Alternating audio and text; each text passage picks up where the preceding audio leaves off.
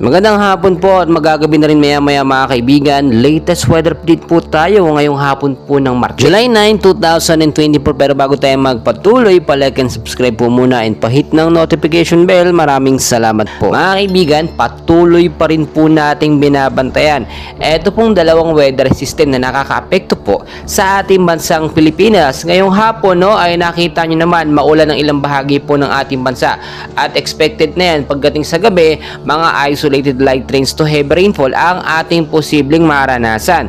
So, hypnosis po natin, Intertropical Convergence Zone or ITCZ pa rin po ang nakakaapekto sa ilang bahagi po ng Palawan, Visayas at Mindanao.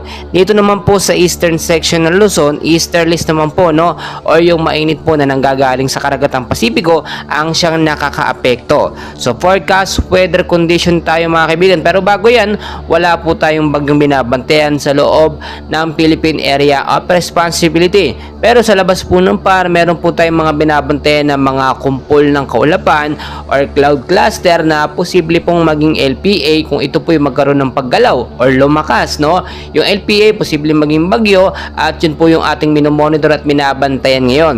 So ito po yung ating forecast weather condition, yung mga lugar po na apektado ng easterlies at ng ITCZ.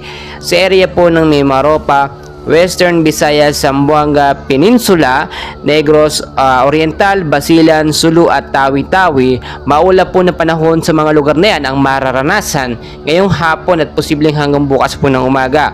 Mga isolated light rains din ang ating babantayan sa aking lugar na mga nabanggit. Dulot po yan or sanhi nitong ITCZ. So impact po sa mababang lugar, posible pong magkaroon ng pagbabaha dyan kung sakali pong magkaroon ng patuloy at malakas na pag-uulan. Mag-ingat din kayo sa banta po ng landslide sa aking mga lugar din po na nabanggit.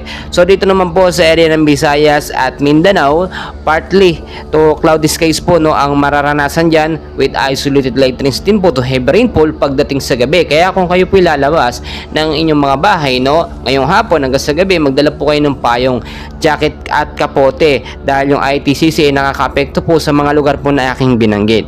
Sa area naman po mga kaibigan ng Bicol region, Quezon, Aurora, Isabela at Cagayan, maulap din po na panahon ang mararanasan dyan with isolated light rains din po to heavy rainfall pagdating po sa gabi.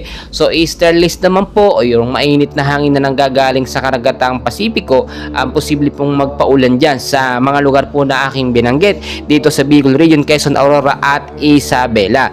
Samantalang sa Metro Manila naman po, kasama ng ilang bahagi ng ating bansa, patuloy din po makakaranas ng maulap na panahon at cloudy skies po ng mga isolated light rains or mahinang pag-ulan pagdating sa gabi hanggang sa posibleng lumakas. Dulot naman po yan ng mga localized thunderstorm na minsan nagbibigay ng biglaang pag-ulan na bugso po mga kaibigan. So maging handa tayo at dahil nga po nasa rainy season tayo, ugaliin po magdala ng payong, jacket, kapote, panlaban po yan sa banta or sama ng panahon. So mga kaibigan, kahit walang bagyo, always know the weather before you go para safe at handa po tayo lagi sa anumang banta ng panahon.